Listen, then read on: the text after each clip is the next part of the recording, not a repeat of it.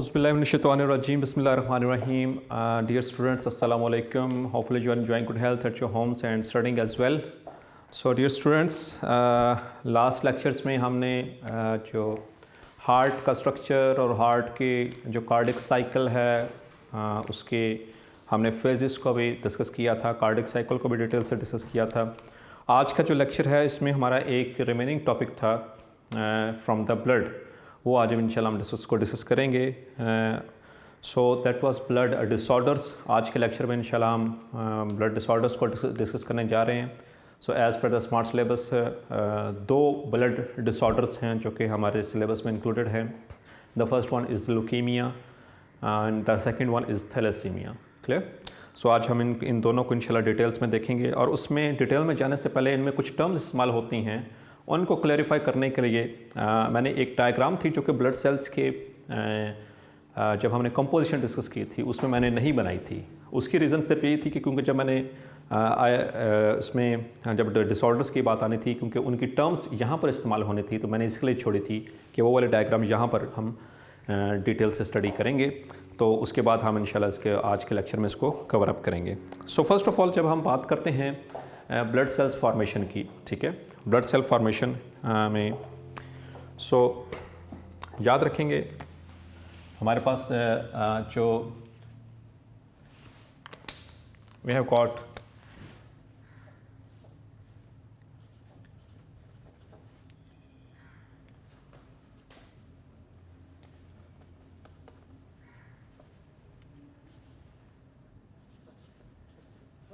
Haematopoietic stem cells. याद होगा आपको, ठीक है, लास्ट टाइम मैंने डिस्कस किया था जब हमने ब्लड सेल्स की कॉन्फ़िगरेशन हमने पढ़ी थी, उसकी कंपोजिशन पढ़ी थी, ठीक है. इनको हमने शॉर्ट फॉर्म में कैसे लिखा था, हेमेटोपोइटिक HSC, ठीक है, हेमेटोपोइटिक स्टेम सेल्स जो कि कहाँ पर मौजूद होते हैं, they are present in the bone marrow. और बोन मैरो कहाँ पर मौजूद होती है, बोन के अंदर. और बोन में कहाँ पर होती है, इन द सॉफ्ट बोन जिसको स्पॉन्जी बोन कहते हैं उसके अंदर मौजूद होती है. क्लियर? तो हेमेटोपोइटिक जो स्टेम सेल्स हैं, जब क्योंकि डेली बेसिस पे देखें हमारी बॉडी के अंदर मुख्तलिफ तरह के सेल्स बन भी रहे हैं, उनकी डिस्ट्रक्शन भी हो रही है, किसी की लाइफ पूरी हो रही है, कोई वैसे किसी फंगल अटैक या पैरासिटिक अटैक की वजह से मारा जा रहा है, कोई ब्लड सेल लाइक एरिथ्रोसाइट्स और द लीकोसाइट्स इन्वेडिंग एजेंट की वजह से मारे जा रहे हैं. तो उनकी कमी को, उसकी काउंट को पूरा करने के लिए मुसलसल हमारी बॉडी जो है वो ये ब्लड सेल फॉर्मेशन का प्रोसेस कंटिन्यू करती रहती है डेली बेसिस के ऊपर. और ये ब्लड सेल्स कहाँ से बनने हैं, from the bone marrow as you know. Clear? So bone marrow के अंदर एक्चुअली जो स्टेम सेल्स होते हैं, स्टेम सेल्स अनडिफरेंशिएटेड सेल्स होते हैं जिनको हम कहते हैं हेमेटोपोइटिक. हीम का मतलब होता है blood, ठीक है.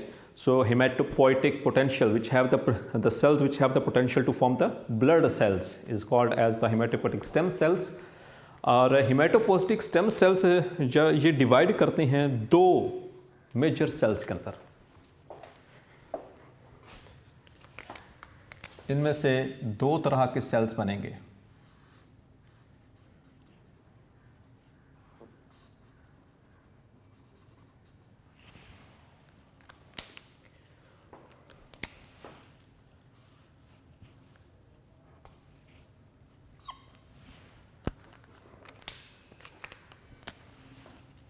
एक कहलाते हैं माइलोजीनस सेल्स या इनको माइलॉइड सेल्स भी कहते हैं, माइलॉइड सेल्स. और जो दूसरे होते हैं they are the lymphogenous cells. Clear? तो जब हेमेटोपोइटिक स्टेम सेल्स से डिफ्रेंशिएशन होती है तो ये दो तरह के सेल्स में डिफ्रेंशिएट होते हैं. एक तो माइलॉइड सेल्स हैं जिनको हम माइलोजीनस सेल्स भी कहते हैं और दूसरे होते हैं लिम्फोजीनस सेल्स. क्लियर? अब जब माइलोजीनस सेल्स हैं ये डिफ्रेंशिएट होते हैं 3 से 4 तरह के सेल्स में.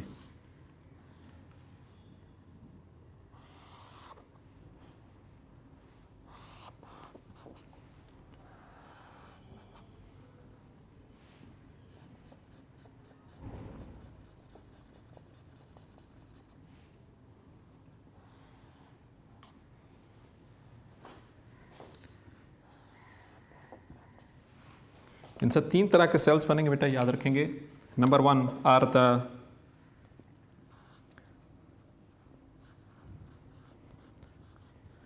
एरिथ्रोब्लास्ट्स, दूसरे बनते हैं इसमें से granulocytes, third one are the monocytes, which is a granulocyte, and also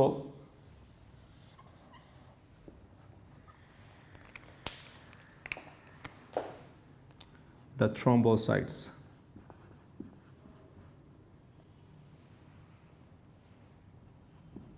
clear? और फिर इन टर्न क्या होता है, जो एरिथ्रोब्लास्ट होते हैं they are converted into erythrocytes,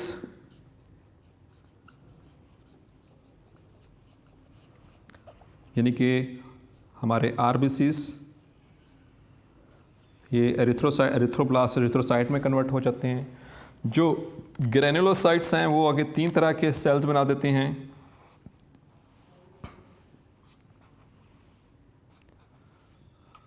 And you know very well, we have discussed in detail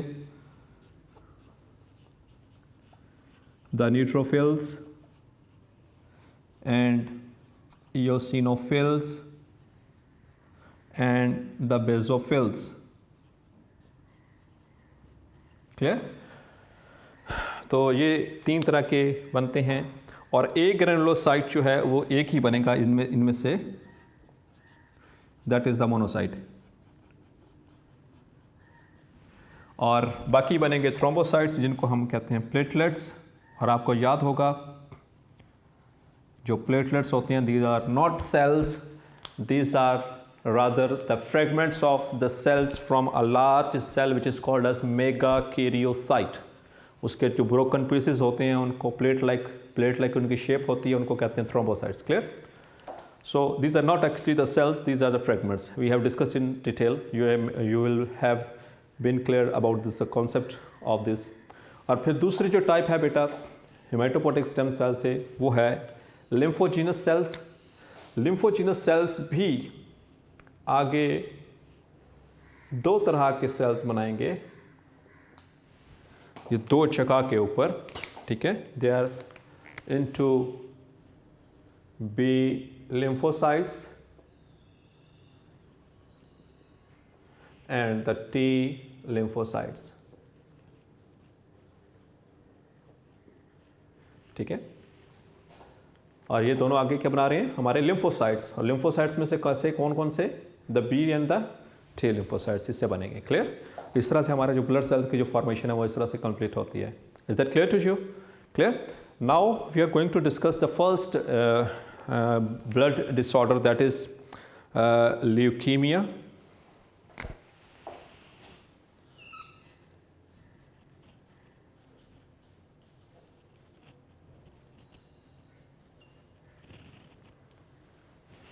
leukaemia या जिसको हम सादा लफ्ज़ों में कहते हैं blood cancer.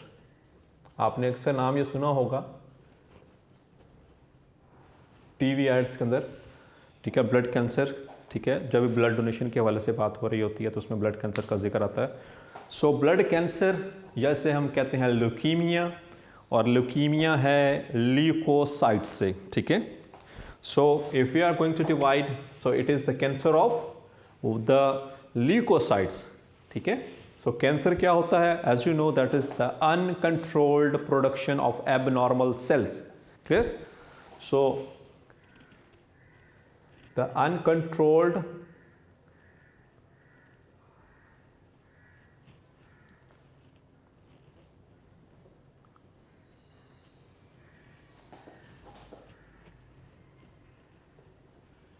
production of abnormal, not normal, abnormal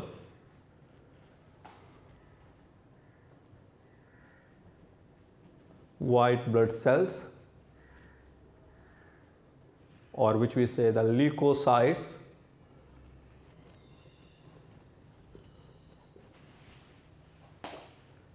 this is called as leukaemia और simply we can say the blood cancer.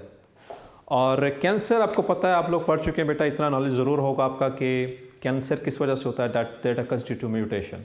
ठीक है, सो कैंसर किस वजह से होता है? So what is the cause?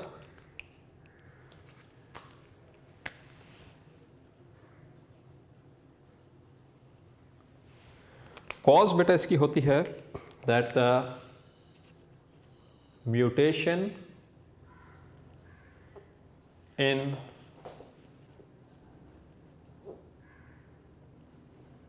myelogenous or lymphogenous cells। अब आपको समझ आया क्यों मैंने ये समझाया था? So these are the myelogenous cells और these are the lymphogenous cells. Clear? So ये टर्म इसलिए यहाँ पर इस्तेमाल होनी थी, तो इसलिए मैंने यहाँ पर इसके लिए ये वक्फ करके रखा था, इसलिए इसको वहाँ पर डिस्कस नहीं किया था। यहाँ पर ये दोनों टर्म्स आ रही थी, so the myelogenous cells and the lymphogenous. लेकिन माइलोजिनस में कौन से सेल्स होंगे? जो ग्रेनुलोसाइट्स या मोनोसाइट्स, और लिम्फोजिनस में द बी लिम्फोसाइट्स और the T lymphocytes. Clear? So ये वाले सेल्स इफेक्ट होंगे, माइलोजिनस सेल्स। इसमें एरिथ्रोब्लास्ट इफेक्ट नहीं होते, ना ये और ना ही ये वाले। ठीक है, इन ल्यूकीमिया, ल्यूकीमिया में सिर्फ ल्यूकोसाइट्स ही इन्वॉल्व होंगे, लिम्फोजिनस और ग्रेनुलोसाइट्स और मोनोसाइट्स। Is that clear? तो जब भी इनके अंदर म्यूटेशन, तो थोड़ा सा म्यूटेशन का कंसेप्ट मजीद आप लोगों का रिवाइज करवाता चलो, थोड़ा सा क्लियर करता चलो। म्यूटेशन किसे कहते हैं? That is actually change in the sequence of nucleotide. ठीक है, हम इसको अगर मैं एटॉमिक लेवल पे देखेंगे, सो म्यूटेशन को हम कह सकते हैं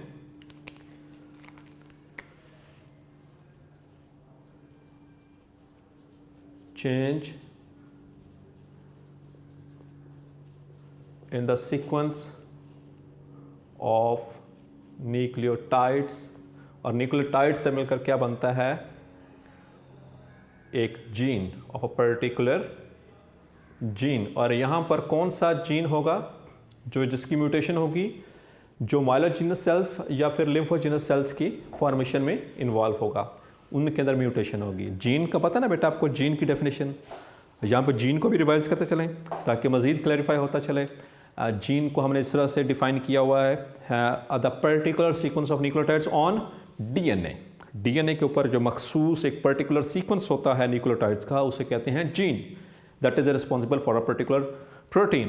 क्लियर? तो जब उसी पर्टिकुलर सीक्वेंस में कोई चेंज आ जाएगा, उस न्यूक्लियोटाइड के अंदर जो सीक्वेंस है उसमें चेंज आ जाएगा, that will be called as mutation.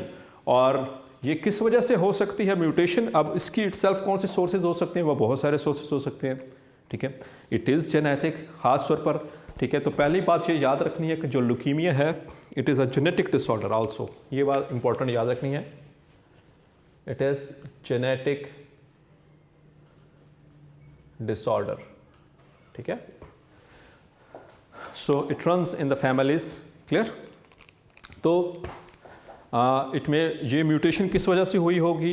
It might be due to the x-ray irradiation, excessive x-rays irradiation, या फिर गैमा रेडिएशंस या अल्ट्रावायलेट रेडिएशंस, या फिर कुछ केमिकल्स होते हैं जो कि कैंसर कॉजिंग कार्सिनोजेंस जिनको कहा जाता है। ठीक है, उनकी वजह से हो सकता है, या जिनको म्यूटाजेंस कहा जाता है, जो म्यूटेशन कॉज करते हैं, उनकी वजह से म्यूटेशन हो जाती है। Clear?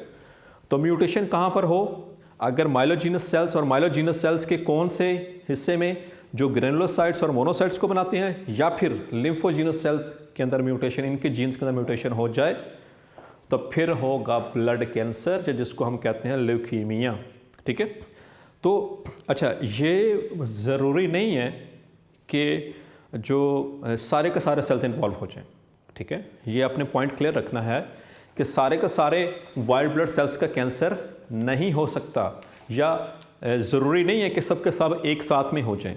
It may be due to वो ऐसा जीन डिस्टर्ब हो गया हो जो कि ये बना रहा था, ईओसिनोफिल्स बना रहा था, या जो बेजोफिल्स बना रहा था, या न्यूट्रोफिल्स बना रहा था, या मोनोसाइट्स बना रहा था, या फिर ये लिम्फोसाइट्स बना रहा था। क्लियर?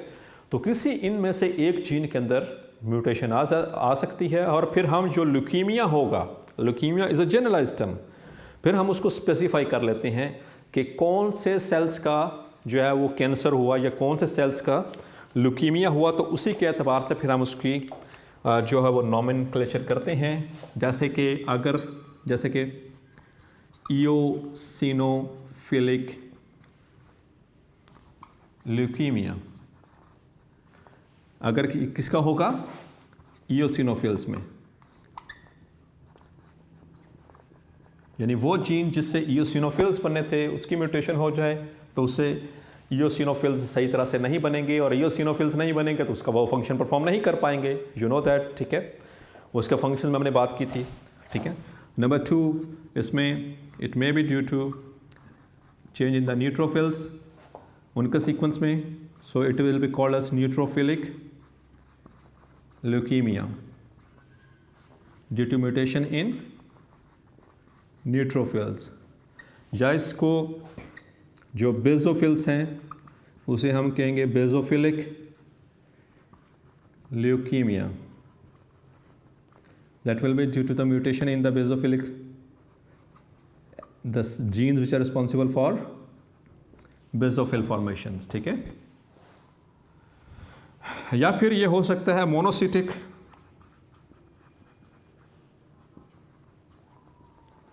ल्यूकीमिया या फिर लिम्फोसिटिक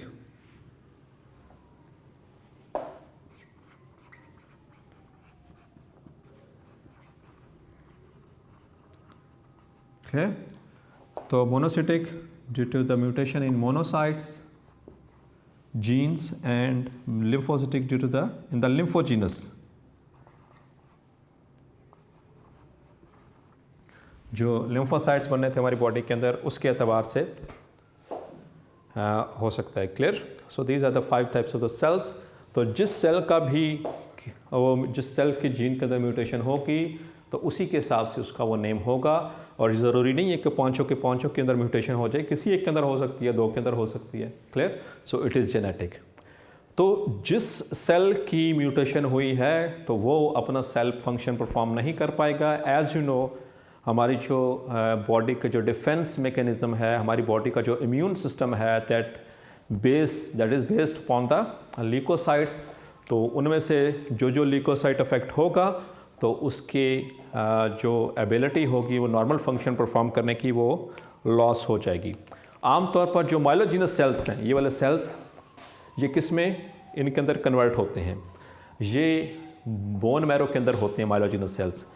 ये माइलोजिनस सेल्स निकल कर और ये आ जाएंगे ब्लड में, और फिर ब्लड से जहाँ जहाँ जाएंगे वहाँ पर ये कैंसरस सेल्स प्रोड्यूस करेंगे, क्योंकि ये अनडिफरेंशिएटेड होंगे। So they are not going to perform the normal function. So finally हम इसमें डिस्कस करते हैं इसके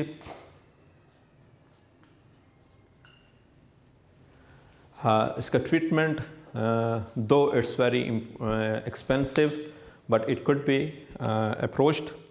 तो एक तो सादा मैनेजमेंट तो इसकी सिर्फ यही है कि अगर हम इसको मैनेज कैसे कर सकते हैं। एज इट इज़ जेनेटिक, तो बच्चे के अंदर पैदा होते साथ ही ये प्रॉब्लम्स क्रिएट होना शुरू हो जाती हैं, उसका इम्यून सिस्टम वीक हो जाता है, the baby is going to be suffer from various disease, clear, जो कि उसकी एज और उम्र के हिसाब से जो बच्चे हैं उनको वो आमतौर पर नहीं होना होती, वो उनको होंगी, तो वहाँ से ये पता चल सकता है। नंबर 2, हम इसमें यानी कि ऐसे बच्चे के लिए फ़िलहाल तो हम ये कर सकते हैं फॉर द टाइम बिंग उसकी जो ब्लड ट्रांसफ्यूजन्स, ठीक है। लेकिन ब्लड ट्रांसफ्यूजन किसकी करेंगे? सिर्फ और सिर्फ ल्यूकोसाइट्स की, ठीक है। डिफरेंशियल जो ब्लड ट्रांसफ्यूजन करेंगे, कंप्लीट ब्लड ट्रांसफ्यूजन नहीं करेंगे, सिर्फ और सिर्फ जो ल्यूकोसाइट्स की करेंगे। उससे ये होगा कि उसके अंदर काफ़ी जब तक वो ल्यूकोसाइट्स रहेंगे उस बच्चे को या उस पर्सन को जो है वो उतने अरसे तक के लिए वो इम्यूनिटी प्रोवाइड होती रहेगी। लेकिन जो परमानेंट हल है इसका, मेरा बेटा याद रखिएगा, that is only and only we have to go for the bone marrow transplant, ठीक है। बोन मैरो ट्रांसप्लांट, जिसमें कि जो एबनॉर्मल सेल्स होते हैं उनको रिमूव कर दिया जाता है, एबनॉर्मल बोन मैरो को रिमूव करके और उसकी जगह नॉर्मल बोन मैरो को ट्रांसप्लांट किया जाता है। So that is very hectic as well and very expensive as well. ये प्रोसेस है, लेकिन होता है वो पूरी दुनिया में, इसके प्रोसीजर्स को फॉलो किया जा सकता है if any one can afford it. Clear? So that was about the leukemia. Now we are going to discuss thalassemia, the next disorder.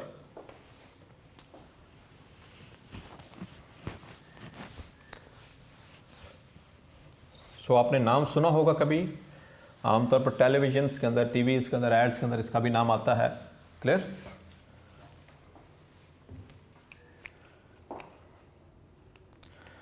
तो इसके अगर हम पॉइंट्स बनाएंगे तो इसमें याद रखेंगे इसके ट्रीटमेंट के वाले से 2 ही पॉइंट्स बनाएंगे हम. Number 1 is blood transfusion,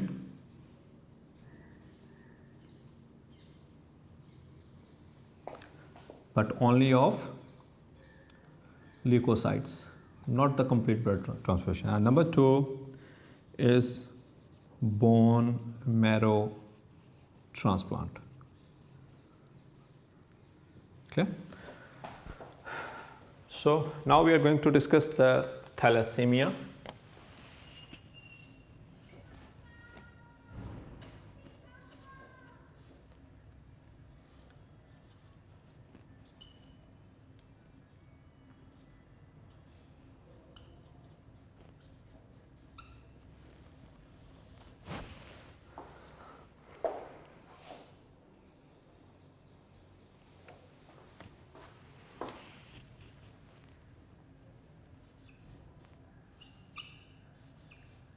Thalassemia.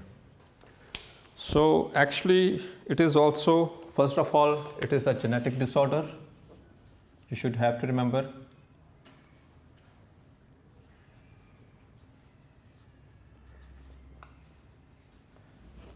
And number 2, it is actually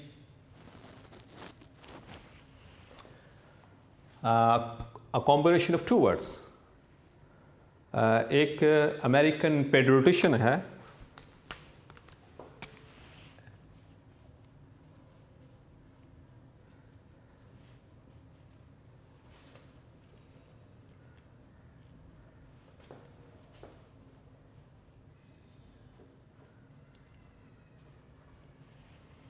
by the name of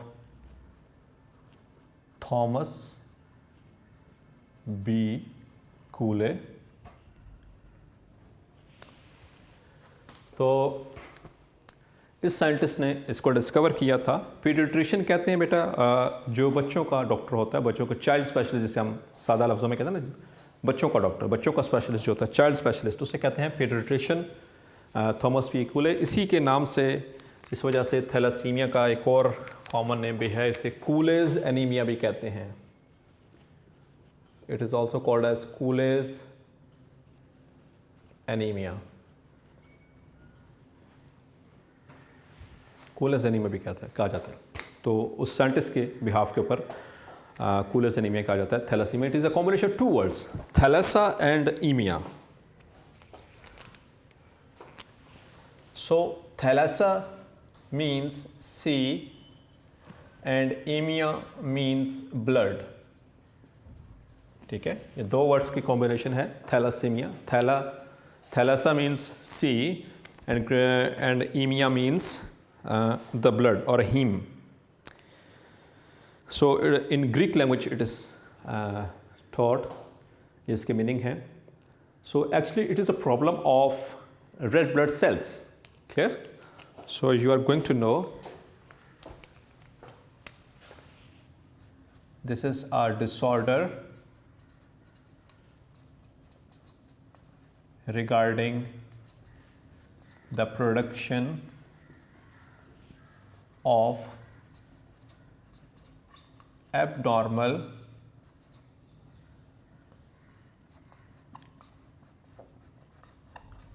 erythrocytes or RBCs. Clear? तो इसमें जो नॉर्मल एरिथ्रोसाइट्स हैं वो नहीं बन पाते. And it is a very serious disorder. आपने याद होगा आपको कि जब हमने एरिथ्रो ब्लड सेल्स की कन्फिगर इसमें कंपोजिशन पढ़ी थी, तो सबसे पहले हमने जब एरिथ्रोसाइट्स को डिस्कस किया था, तो एरिथ्रोसाइट्स बेटा उसमें जो पहली जो चीज़ जो main the thing is that it is कि इसके अंदर मेन चीज़ क्या थी, दैट वाज हीमोग्लोबिन। ठीक है, 95% रेड ब्लड सेल के अंदर क्या चीज़ होती है, दैट इज़ ओनली हीमोग्लोबिन। तो एक्चुअली यहाँ पर जो प्रॉब्लम आ रहा है दैट इज़ विद हीमोग्लोबिन, और ये आप चैप्टर नंबर 2 के अंदर डिटेल से पढ़ चुके हैं, द स्ट्रक्चर ऑफ हीमोग्लोबिन।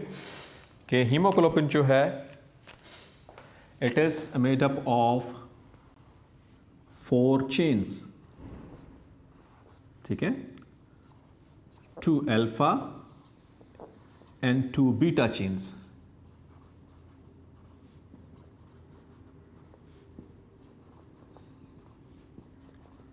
ये 4 पॉलीपेप्टाइड चेन से मिलकर बनती है हीमोग्लोबिन। कॉम्प्लेक्स प्रोटीन है, याद है आपको।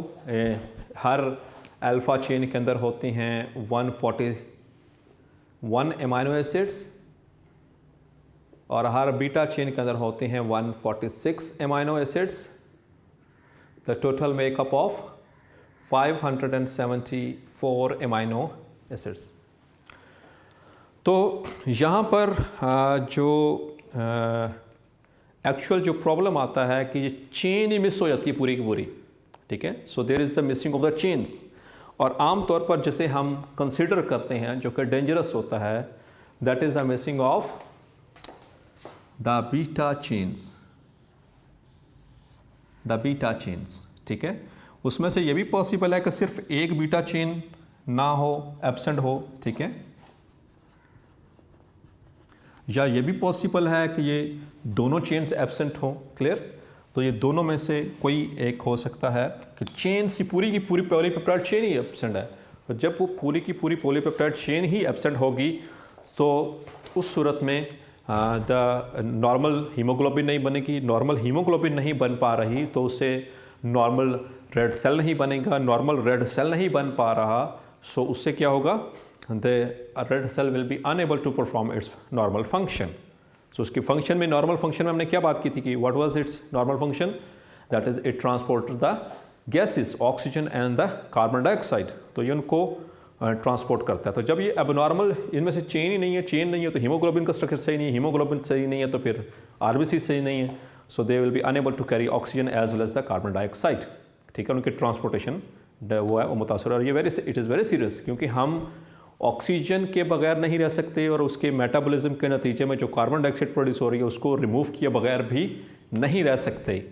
क्लियर, आपने इससे प्रीवियस चैप्टर्स में पढ़ा हुआ है कि इसमें कि आर्टीरियल और जो उसमें और वीनस ब्लड के अंदर कार्बन डाइऑक्साइड की कंसनट्रेशन कितनी होनी चाहिए। ठीक है, दैट इज़ आर्टीरियल ब्लड के अंदर कितनी होनी चाहिए, दैट इज़ 50/100 ml, और वीनस ब्लड में कितनी थी, दैट वाज 54/100 ml। ठीक है, तो इतनी कंसनट्रेशन एक होती है, लेकिन जब वो रिमूव नहीं होगी तो उसकी कंसनट्रेशन रेज करना शुरू कर देगी। It will lead to certain disorders. ठीक है, सो ये एक सीरियस इशू है। ठीक है, जब बच्चा पैदा होता है तो क्योंकि उसको सही तरह से सांस नहीं आ रहा होता है, वो नीला पीला होना शुरू हो जाता है, उसमें अंदर जो है वो when it is being checked उसके लंग्स ठीक हैं, बाकी सारा सिस्टम सही काम कर रहा है, but then the doctor comes to know, इसके उनसे जो आरबीसी काउंट करवाओ, काउंट पे आते हैं, फिर उसके बाद आरबीसीज़ का वो उसकी मॉर्फोलॉजी पे जाते हैं। जब आरबीसीज़ की मॉर्फोलॉजी पे जाते हैं तो वहाँ पर पता चलता है उनकी शेप से, on the basis of morphology of the red cells, कि these are not the normal red cells. और वो एक चार्ट से आसानी से पता चल जाता है, जो पीडियाट्रिशियन होता है ही कैन असेस कि that the baby is suffering from thalassaemia. ठीक है, वैसे just for the sake of information आपको सिर्फ बताता चलूँ कि बाकी आपने या तो वही करना जो कि आपके सिलेबस का हिस्सा है, कि इसमें अल्फ़ा चेन भी एब्सेंट हो सकती हैं। ठीक है, सिर्फ बीटा नहीं, अल्फ़ा भी, but as far as our course is concern we are going to correct only the beta chains. Clear, तो अगर अल्फ़ा चेन्स एब्सेंट होती हैं तो उसे अल्फ़ा थैलासीमिया कहते हैं। इसकी 2 टाइप्स हैं, थैलासीमिया की भी 2 types, alpha thalassaemia and beta thalassaemia. जो बीटा थैलासीमिया है वो मेजर थैलासीमिया है और यही ज़्यादा नुकसानदेह है, यही ज़्यादा अगर अल्फ़ा चेन्स एब्सेंट होती हैं, उनमें से आमतौर पर एक चेन एब्सेंट होती है, दैट इज़ उसे थैलेसीमिया माइनर कहा जाता है। तो उसमें ज़्यादा इश्यूज़ नहीं होते आमतौर पर, जो देखा गया है बेबीज़ के अंदर या उनके पेरेंट्स के अंदर। तो अगर थैलेसीमिया माइनर हो, मतलब कि अल्फ़ा चेन्स में प्रॉब्लम हो, तो फिर इतना ज़्यादा वो स्ट्रक्चर उसमें प्रॉब्लम नहीं आती। लेकिन अगर बीटा थैलेसीमिया हो तो फिर उसमें it is a serious disorder. और इसमें फिर करना क्या है, हमारे पास दो ही ऑप्शंस हैं। और इससे क्या होगा, क्योंकि रेड ब्लड सेल्स नॉर्मल नहीं है।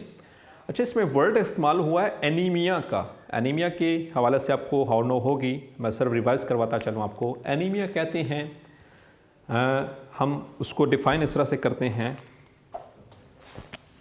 एनीमिया को, लो काउंट ऑफ आरबीसीज। अगर आरबीसीज की काउंट कम हो जाए तो वो एनीमिया कहलाता है। जैसे आपने पढ़ी थी आरबीसीज की काउंट, ठीक है, मेल्स के अंदर 5 to 5.5 मिलियंस पर क्यूबिक मिलीमीटर और फीमेल्स के अंदर 4 से 4.5 मिलियन पर क्यूबिक मिलीमीटर। अगर इनसे कम होना शुरू हो जाए तो वो क्या कहलाएगा, एनीमिया कहलाएगा, ठीक है।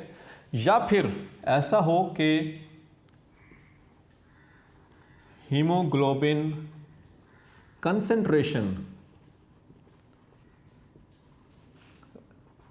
लो हो जाए, तब भी ये क्या कहलाएगा, एनीमिया। ये दोनों में से कोई भी बात हो जाए, या काउंट कम हो जाए या फिर उसकी हीमोग्लोबिन की कंसंट्रेशन कम हो जाए। कितनी कंसंट्रेशन थी रेड सेल्स में, 95%। जब उससे कम हो जाएगी so it will also be termed as anaemia. Clear. तो उस सूरत में क्या होता है फिर, क्योंकि जो ट्रांसपोर्टेशन है गैसेस की वो मुतासिर होती है, person is unable to respire normally. Clear. तो उसकी स्किन का कलर भी चेंज होगा, उसको ब्रीदिंग डिफ़िकल्टीज भी आएंगी ऐसे पर्सन को। सो ये याद रखना है। और इसको हम फिर ट्रीट कैसे करेंगे। सो बेटा ट्रीटमेंट इसका उसी तरह से,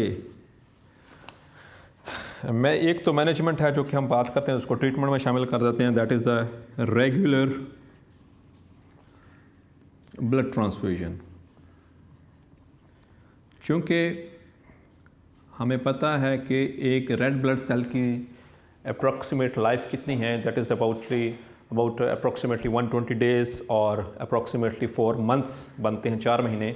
तो इसी के करीब करीब जो है वो रेगुलर ब्लड ट्रांसफ्यूजन करवानी पड़ेगी, ताकि किसी भी हेल्दी डोनर से उसको करवाया जाए, ठीक है, ट्रांसफ्यूजन, जो कि that is free of the disease, STDs especially, ठीक है, एंड ब्लड बॉर्न जो डिजीज़ होती है उससे वो सेफ हो। एंड नंबर 2 फिर आ जाके वही एक है ऑप्शन है हमारे पास, that is bone marrow transplant. Bone marrow transplant कर दी जाए। तो जैसे कि हम पहले डिस्कस कर चुके हैं कि बोन मैरो ट्रांसप्लांट भी एक हमारे पास एक्सपेंसिव ऑप्शन है और ये हर जगह पे अवेलेबल नहीं होता।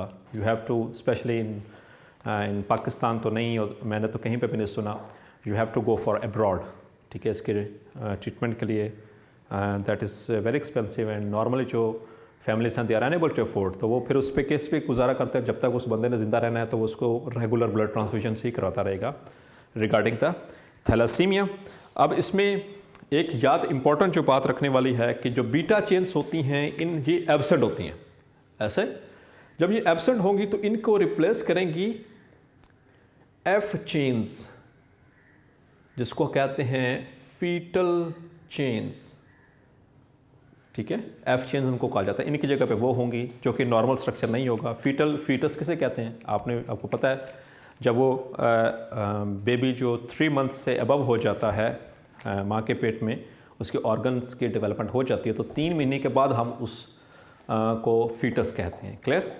तो उसके अंदर चूँकि अभी नॉर्मल जो है वो रेड सेल्स की फॉर्मेशन नहीं हो रही होती, मतलब कि उसमें सिर्फ फीटल चेन्स ही, उस वक्त के लिए वो तो नॉर्मल है, लेकिन जब वो डिलीवर हो जाएगा उसकी जगह बीटा चेन्स नहीं आना ही आना है, ठीक है, नॉर्मल स्ट्रक्चर के लिए।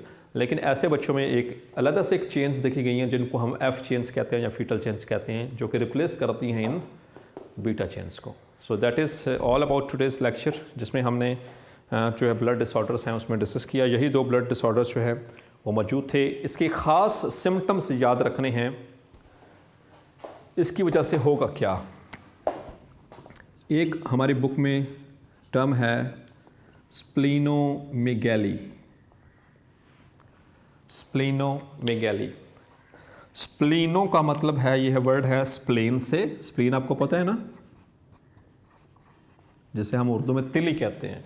ये पेनक्रियास के हमारे left side of the abdomen में, पेनक्रियास के बिल्कुल सामने एक डार्क रेड मैरून कलर की होती है, ठीक है, स्प्लीन, ठीक है, स्ट्रक्चर उसे स्प्लीन कहते हैं, which is also called as the graveyard of RBCs, ठीक है। और दूसरा है मेगैली। मेगैली है मेगा से, मेगा का मतलब होता है लार्ज।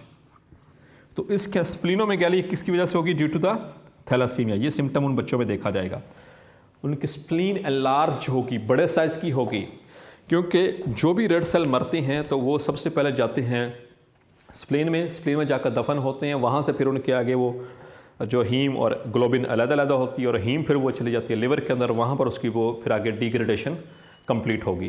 क्लियर? तो इस तरह से फिर ये एक सिम्टम ये आपने याद रखना है, स्प्लीनोमेगैली। And number 2, the presence of microsites. अब माइक्रो किसे कहते हैं बच्चे? माइक्रो का मीन्स स्मॉल, और साइट किसे कहते हैं? सेल। तो छोटे छोटे सेल्स होंगे। नॉर्मल आपने पढ़ा था कि रेड ब्लड सेल कितना होता है बेटा? That is about approximately 8 micrometre, ठीक है, 8 माइक्रोमीटर के होता है। लेकिन जब उसका साइज से कम हो जाए, कम क्यों हो रहा है? क्योंकि उसके अंदर चेन हीमोग्लोबिन कम है। हीमोग्लोबिन क्यों कम है? क्योंकि उनके अंदर ये जो बीटा चेन है वो एब्सेंट है। तो चेन कम होने से हीमोग्लोबिन का साइज़ कम होगा, हीमोग्लोबिन का साइज़ कम होगा तो आर ब्लड सेल जो आरबीसीज है उनका साइज़ भी कम होगा, जिसकी वजह से उन्हें हम कहेंगे द माइक्रोसाइट्स, जो कि the presence of microsites in the bone and the skin, ठीक है। और एक और ख़ास बात, जो जिनसे मेडिट्रेनियन जो पेरेंट्स होते हैं, ठीक है, जो मेडिट्रेनियन सी है वहाँ पर उसके आसपास के जो लोग होते हैं उसी इलाके के, उनके अंदर ये उनके बच्चों के अंदर स्पेशली ये देखा गया है, ये वाला thalassaemia, but it has spread worldwide as well. So that's all for today. Thank you very much. If you have any query, you can ask me in the comment box. Allah Hafiz.